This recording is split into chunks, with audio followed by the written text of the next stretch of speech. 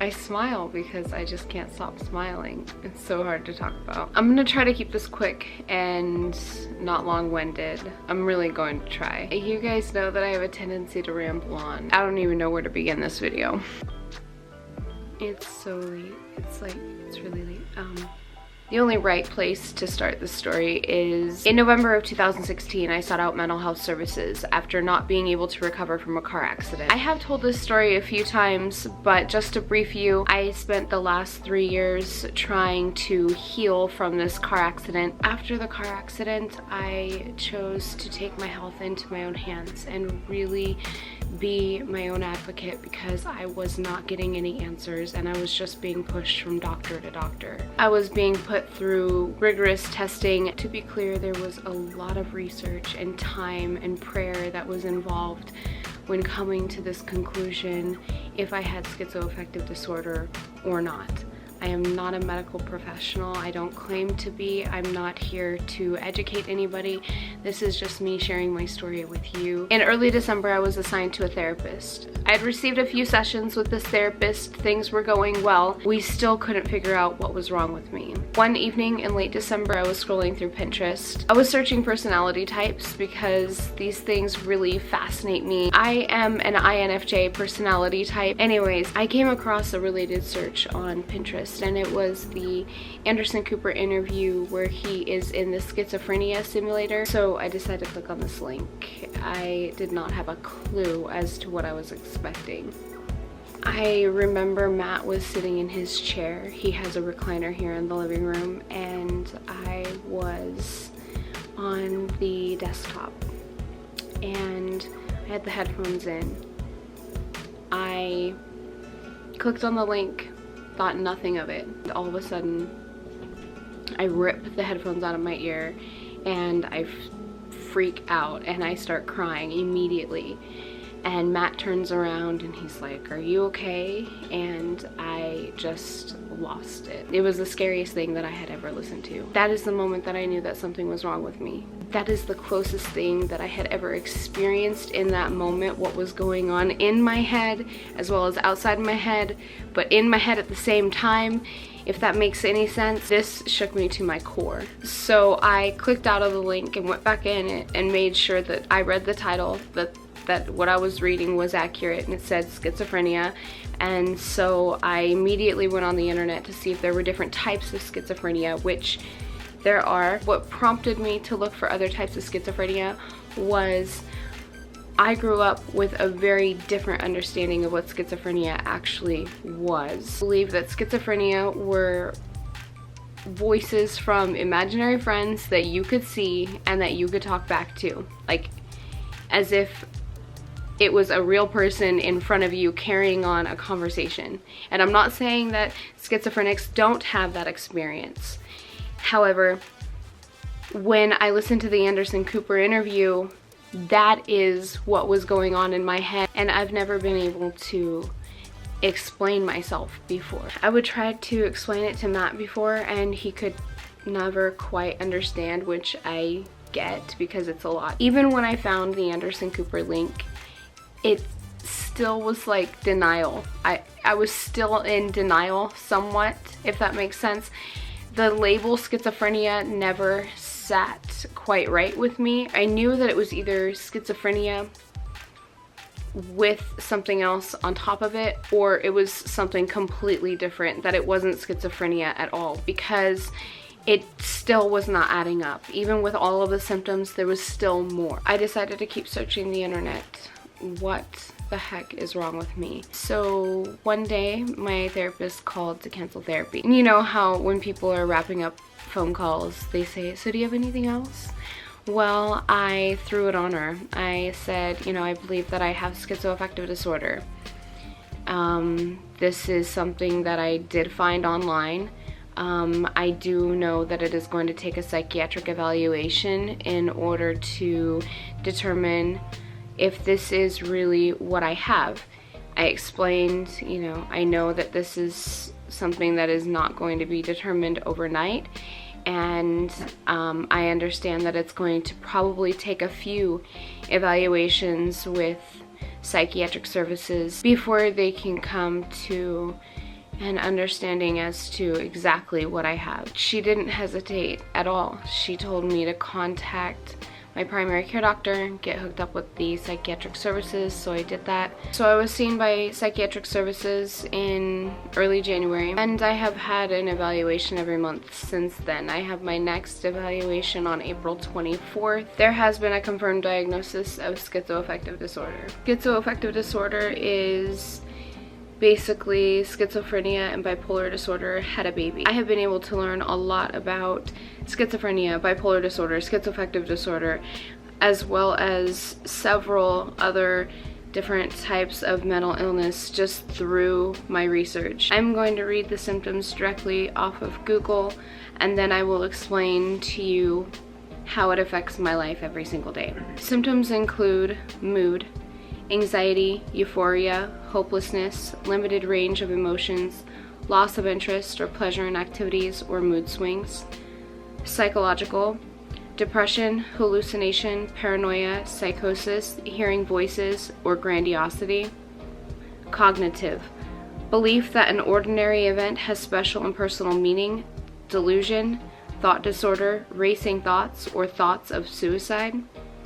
Behavioral, social isolation, impulsivity, self-harm, or sudden increases in energy. Whole body, appetite changes or restlessness. Also common, false belief of superiority or rapid and frenzied speaking. It wasn't until recently that I started taking antipsychotic medication that I have actually been able to clearly explain my insanity, which sounds absolutely crazy, but the medication has allowed me to have a lot of clarity. A schizoaffective disorder for me is like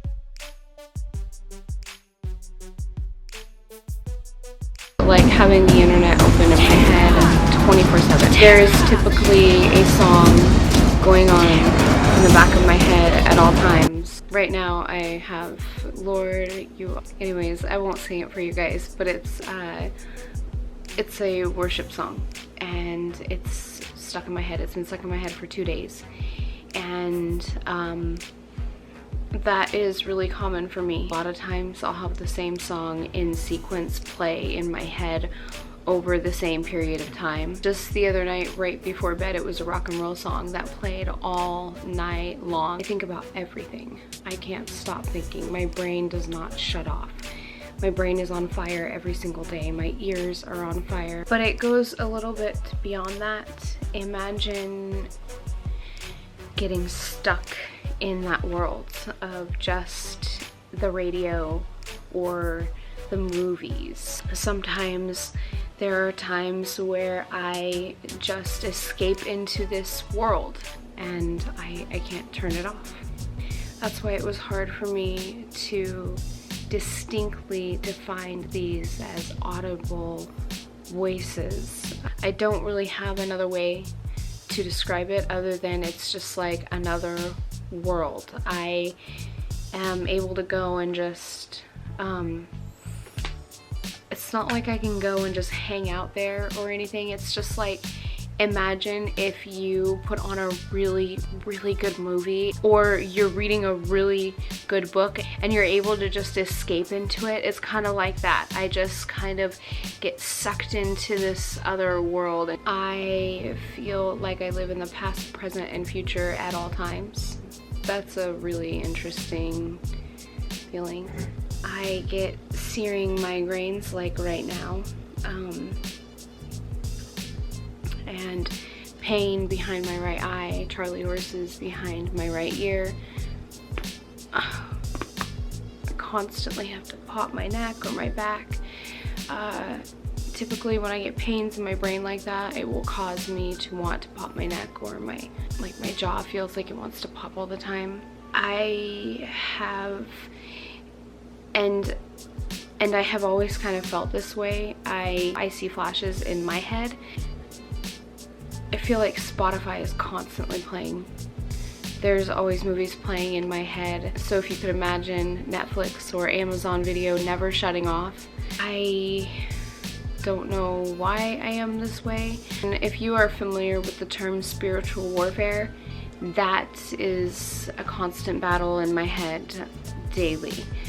I also see ghosts and people, animals, hallucinations that aren't, that's actually been going on since I was a little kid, and a lot of people used to think that I was making it up, that I was trying to get attention, and unfortunately it just never went away. I used to count cars for years as a kid, and it drove me nuts that I have always been viewed as somebody who just can't grow up or who's very immature. Then I have other people who say that I'm just an old soul. I also live with images in my head of people, like there's a lady, she's overweight, she sits on a bench in front of a hot dog stand. What's new is there's a girl that I see, she's looking down from a tree, and she's in like a blue denim skirt and a pink sweater, and she's really creepy. She's looking down from the tree, and it's not a good scene. Suicidal thoughts. I have had thoughts of killing myself. I've seen death and graphic images play out in my head. I know what demons look like because I have seen them. Thoughts of death has always plagued me, especially since I was a little kid. The Left Behind movie series as a kid used to plague me. I thought for sure that the end of the world was coming at any moment, at any time, and that I was going to burn in hell. It seems really far-fetched and quite unrealistic, but that is what I used to think. I don't sleep very well because when I try to sleep, again, I've got the radio, the movies going on in my head. There are also flashes of lights that I see that don't seem to shut off. I hear my name being called a lot, and I don't like it. I hate it. That's one thing that's always bothered me. That's gone on for several years. I don't know exactly when that started, but I hear my name being yelled a lot. Tara! Tara! Tara! I see things in patterns a lot. I am able to predict certain trends or certain things will happen. Oftentimes a year or two prior, I will know that it is going to happen just based on patterns. I see faces a lot in things, in patterns, in carpet, in ceiling tiles, driving, I'll see it in trees, so seeing faces. So yeah, I see faces in shapes of things, if that makes sense. I'm playing with a pen over here. It helps keep me relaxed. So if you notice, I'm not yelling in this video. I'm working so hard on that, you guys. Don't worry, I'm not gonna pressure you for a gold star or anything, but I would like a thumbs up on this video. I lost 120 pounds in 2016 and we couldn't figure out why. There was no explanation as to how I lost the weight or, and now we know why. This disorder can cause massive weight loss, and apparently I just lost the weight. I used to be 255 pounds, so I'm very grateful that I have been able to lose the weight, but I don't eat. So I have definitely had to compromise. I really don't eat much at all anymore. It takes a lot for me to eat because I'm nauseous pretty much every day, all the time, all day long. I have very low energy. I never really want to do anything.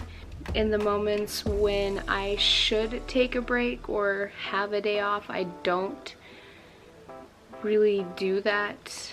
I spent a year of my life on the couch doing nothing. I still have major pain throughout my right leg and hip, lower back, neck, shoulder, brain. So I live with high anxiety, depression, hallucinations, delusions, anger. I get angry pretty quickly. That's always been there since I was a child, since I don't even know how young. I just know I was always a handful to deal with as a kid, or that I asked too many questions. And honestly, I'm just a very inquisitive person. I like to know why I'm doing something before I do it. There's no challenge. I have always been seen as a challenge or a threat, or somebody who's not submissive, or that I defy authority. When I get angry, I seem to have an unnecessary amount of energy that comes out of nowhere, and then I will crash hard within minutes to hours after. When I crash, I am pretty useless. I have no energy. I can't tolerate anyone or anything. All the lights have to go off. I constantly feel like I am being followed, or that somebody's watching me. There's always a weird, creepy, lurking feeling. I guess I am a conspiracy theory type of mentality. I have big dreams and a wild imagination. Those things aren't bad. Those things aren't wrong. I just have to know my limitations. And that's where I can be impulsive sometimes and not think things through. Now there is a plan and a routine behind everything. I try to be prepared as possible. And so stemming into adulthood, I always covered up my anger with excuses like my ex-husband, my old job that I didn't love at all. As a kid, I always knew that I was different and I was set apart from other people. As a child, I never thought or questioned that maybe something was wrong with me. Seriously, in my head, I mean, I know we all laugh and we make fun of being crazy, but in all seriousness, I didn't think that anything was really wrong with me. I honestly thought that I was normal. Looking back, my earliest memory of hearing a voice in my head was around the age of 4 or 5 years old. I was told that this voice that I was hearing was my conscience. I was showed the movie Pinocchio, and I didn't ever question it again. I just turned 30, and for several years I was a single mom. And I spent 7 of those years working for the Department of Human Services Child Welfare Program, all while trying to go to school. So I really pushed myself. The drugs are helping and making things better. I am able to be around people for a longer period of time, which is kind of nice. Yeah, so there's always been a part of me that has felt incomplete. I can't tell you that I'm any more complete now just because I have a label. But the more that I learn about this disorder, and it's as if the puzzle pieces are being put together. I have waited a long time to figure out what is going on with me. I do have PTSD, so that does play a role with my trauma, and chaotic events. We go to church every single week on Sundays, and we help with the coffee, and I will be the first to admit that sometimes after Sundays, I am wiped for 2 days. On Tuesdays, I have to turn around and do Bible study again, where I also help with coffee. And to be clear, helping with coffee isn't the problem. The problem is not having enough energy for coffee. Honestly, that's where I start to get really frustrated, because it goes beyond that. It's not just that I don't have enough energy for coffee, I don't have enough energy to do anything. Somehow every day I'm fighting my way through this, and I'm trying to manage with the kids and YouTube and cooking dinner and doing groceries and keeping track of appointments, and Matt helps me. He is an insane help. I don't know where I would be without him, because I could not do this without him. I'm 30 years old and I should have a lot more energy than this. One thing that I won't do is lose this battle. I will not allow my life to be stripped of my luxuries or my hobbies or what I love to do, and just because of mental illness. I have a right and I deserve to live a normal life like everybody else if I work hard. I am very fortunate that we were able to find the diagnosis now. Treatment is working. It's so cool that I can actually say that. It has been a very long and difficult journey so far, But now that we have the treatment plan in place, I get to focus on my recovery. Schizoaffective disorder will never go away on its own. God is the only one who can defeat this. I am learning how to control and manage it every single day. It gets better and better. So I am very hopeful and optimistic as to what the future holds. That is just kind of what I'm dealing with. My kids have full understanding of what's going on. They are awesome kids. They're extremely resilient. My husband's studying to be a pastor. He just graduated with his bachelor's degree, and we don't pretend for a second that we aren't broken. We just believe that every single day is a new opportunity to live out your dreams and pursue every single opportunity to its fullest. You can really see it in my kids. They have big hearts, and they're very mature for their age. I am doing this for them. I need to grow and to heal and to get better, not for myself, but for my legacy. Because what good am I if I am giving nothing back to them? I know, here's the grandiose side of me, but I firmly believe if I do things right and live the right way, then maybe they will have a fighting chance. So every day is a constant battle to get up and fight and pursue whatever God has for me, because my kids deserve something more.